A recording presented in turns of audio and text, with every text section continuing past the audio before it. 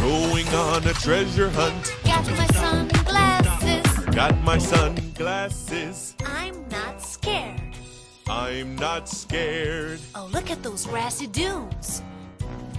They're so tall. Can't go over it. We can't go over it. Hey y'all, Jamie with Country Diggers here.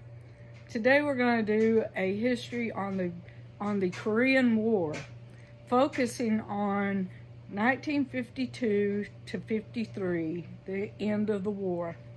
I found this little beret not long ago, and it's from the Korean War, and it's got Connecticut on that side, but it's rubbed off a lot. I would have fixed it up, except that I don't know how to sew too good. But it's from May of 1952, it says on the inside. So this is Veterans of Foreign Wars beret. So I thought I'd do some history on the Korean War. So stay tuned, y'all. The Korean War was fought between North Korea and South Korea from 1950 to 1953. The war began on June 25th, 1950, when North Korea invaded South Korea, following clashes along the border and rebellions in South Korea. North Korea was supported by China and the Soviet Union, while South Korea was supported by the United Nations, principally the United States. The fighting ended with an armistice on July 27th, 1953. Okay, we're just going to focus on what happened in 1952 and 1953, the final push. From September to November 1952, the Chinese exploratory force staged its sixth major offensive of the war, this time to force the Allies back to the 38th parallel and to inflict unacceptable casualties on them.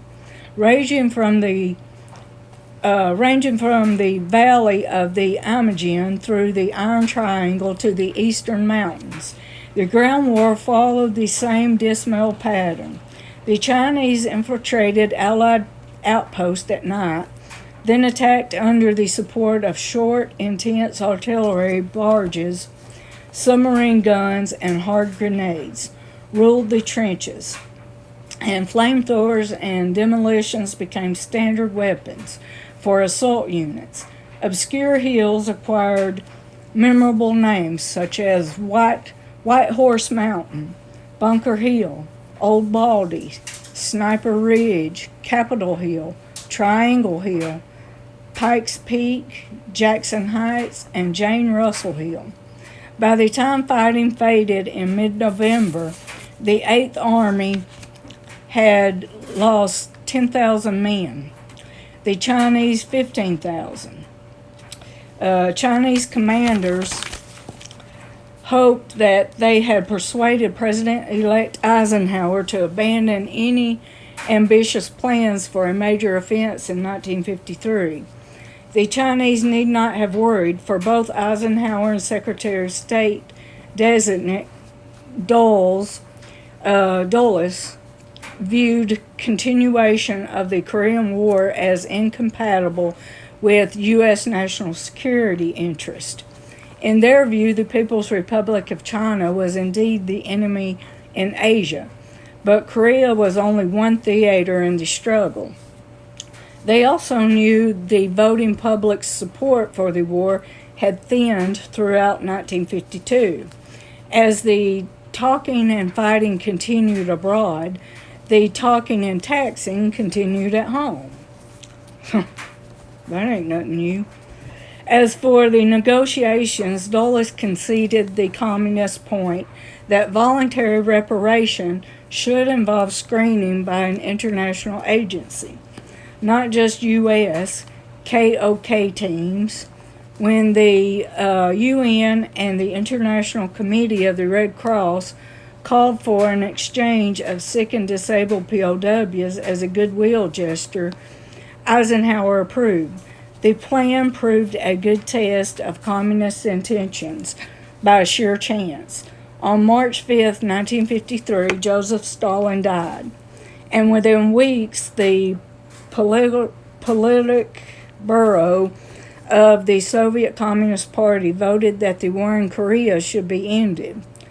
Mao Zedong received the news with dismay, but he knew that his army could not continue the war without Soviet assistance.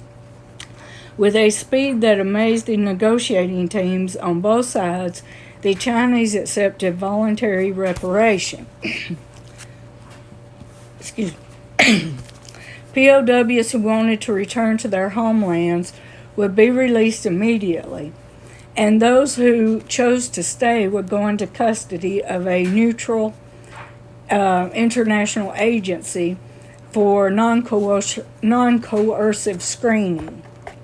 The Chinese and North Koreans also agreed to the exchange of sick and disabled POWs, which took place between April 20th and May 3rd. Peace was not yet at hand, however. Rhee had never publicly surrendered his March North and Unify position, and in private, he hinted that he might accept an Artemis, only in return for serious commitments by the United States, including an unambiguous mutual security alliance and $1 billion in economic aid. The Chinese, meanwhile, saw but one way to win: concessions and territory in a peace agreement on the battlefield. Their seventh and final offensive opened in the Amajon River section in May against U.S. and Commonwealth divisions, and then shifted to the South Koreans, who were driven back 30 kilometers, which is about 19 miles, from the Kunsan salient. The Battle of the Kunsan salient ended the shooting war. On May 25th, the Panmunjom negotiation, I'm sorry if I'm not saying his words right, had worked out the details of the POW exchange, making provisions for neutral nation management of the reparation process. They began to plan for an Artemis signing. Then on June 18th and 19th, Syngman Rhee arranged for his military police to allow 2,700. Okay, I get those mixed up, I'm sorry. It's 2,700 Korean internees in their custody to escape. Enraged, the Chinese ordered further attacks on the ROKA. The Americans shared their fury, but in the interest of compromise, convinced Rhee that the United States would meet all his preconditions for an Artemis. On July 9th, Rhee agreed to accept the Artemis, though no representative of the ROK ever signed it. On July 27th, Mark W. Clark for the UNC, Penn DU something for the Chinese, and Kim Il-sung for the North Koreans, signed the agreement. That same day, the shooting stopped, more or less, and the armies began the awkward process of disengagement across what became a 4-kilometer, 2.5-mile wide DMZ. Supervision of the Artemis actions fell to a military Artemis commission. 10 officers representing the belligerents, a neutral nations supervisory commission, Sweden, Switzerland, Poland, and Czechoslovakia, and a Neutral Nations Reparation Commission, the same 4 states, plus India, as the custodian of the POWs. From August 5th to September 6th, a total of 75,823 communist soldiers and civilians, all but 5,640 of them Koreans, returned to their most favored regime, and 7,862